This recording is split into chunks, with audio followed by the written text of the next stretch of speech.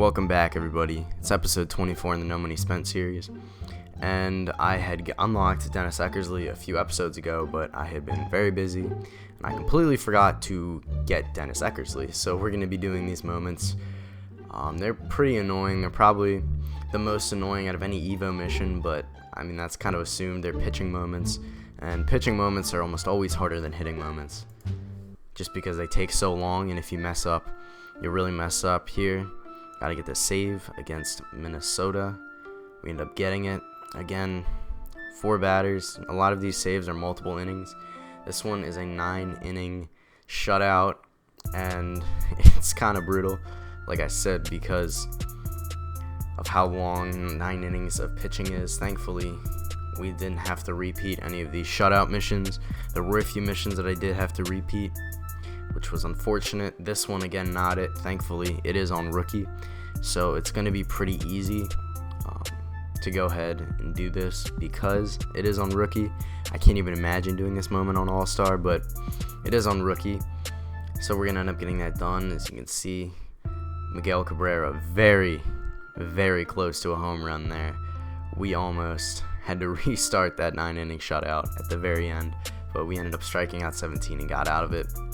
This next one is pretty easy. You just have to finish off a no-hitter.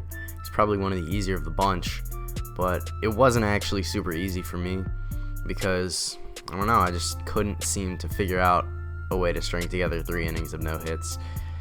This is the first one that did not go my way, and now we're in another one, and David Fletcher ends up getting one. Franmil Reyes does not hustle to the ball, and it ends up getting down just barely, and I mean just barely. That ball should have been caught, to be completely honest. And now coming back in, the same guy who bunted on me before bunted on me again. Wrong. And Jose Reyes denies me an opportunity to finish this mission. But luckily, it is not a very long mission, so it's not super painful to do if you do mess up. Beware of Hermilioso on the Angels. This guy bunted a lot. He actually bunted twice on me, and it ended up working out both times. Bunting away. No. This one is officially where he got traded to the Athletics, so now you're going to be playing on the Athletics against the Mariners. Thankfully, that was D. Gordon, because he did put pretty good bat into it, but it is going to be a flyout, and that's going to end up being it. Now this one, we're going up against the Twins. All you gotta do is get a save. Again, not super challenging, but if you mess up, it might take a while. Like I said, almost none of these saves started you in the 9th inning, so most of these were multi-inning saves because that's how he was used. And now we're on stage 2, so we're gonna have to exchange pitchers more than likely to get these final program points. So now we've moved on to the stage 2 of the Dennis Eckersley sort of mini program, and it involves exchanging pitchers. So we're going to go ahead and do that. This is obviously recorded a while ago before everything was so expensive, because right now the prices of everything is inflated on the market.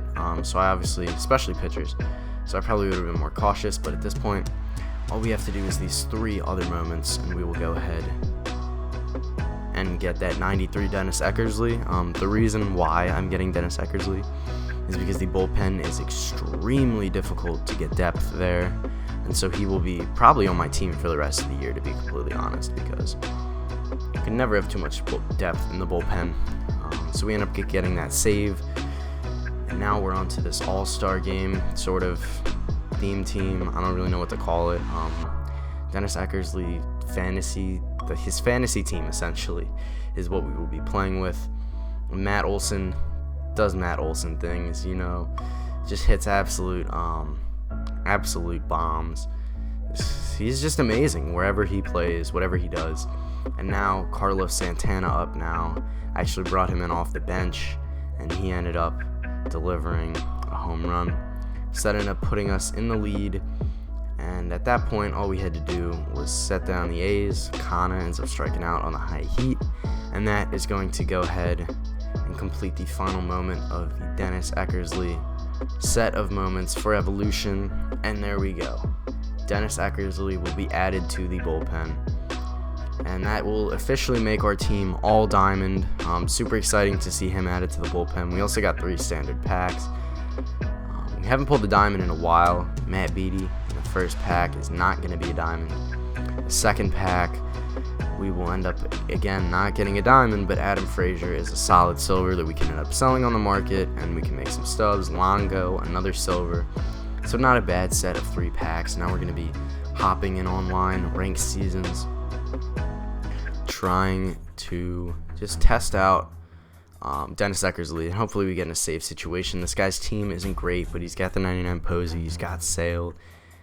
But other than that, he's pretty budget. He's got Mookie Betts, the Rafael Devers team affinity, Gleyber Torres. So he's got a pretty solid squad, all diamond, and I'm definitely worried about Chris Sale. I have a hard time picking him up, but thankfully this guy's 45 and 43, so we should be set up in a pretty good spot to win. Chris Sale versus Christian Yelich, and Christian Yelich wins that battle. He has hit a ton of leadoff home runs for me, especially lefty-lefty for whatever reason. He's an absolute beast. He's going to deliver there. For whatever reason, my logos were not loading at this current moment, so I will be logo less for a few games. But Tatis ends up getting a single right back up the middle. And now in steps a Willie Stargell. We're going to go ahead and take a walk. And now we got 2 runners on for Eddie Matthews. And we swing right through it. Once again, Chris Sale not easy to pick up. And we swing through the slider with Blake Snell. But Blake Snell trying to keep this game a shutout. And unfortunately, Buster Posey is able to take it up the middle. But to be completely honest, against a lefty, I'll take that from Buster Posey. Rafael Devers, we get swinging. Ryan Zimmerman now ends up taking it the other way, and Matt Olson just doesn't lock on, and then Joey Gallo doesn't lock on, and I can't tell you how frustrated I was at this point. It should have been a single, but it ended up turning into a double, and could have easily been more. So that was really frustrating. Victor Robles now up, and Robles is able to deliver yet another single that he just takes the other way. Pretty unbelievable that he got basically 3 of those in a row. And then Eddie Matthews now going to field the fly ball. Eddie can't do it, but I will say we end up getting the force at second, and then we get Zimmerman going back to third base trying to get home, and so that actually ended up working out for us as much as it shouldn't have. We ended up getting out of it, and now he makes an error on the defensive end, so there is just nothing going right for anybody at this point. And Buster Posey now takes it out the other way, and he does actually get an animation in the outfield. I was trying to build suspense, but he does get an outfield animation, and unfortunately that's another ball really not well hit, but it does end up getting through the hole.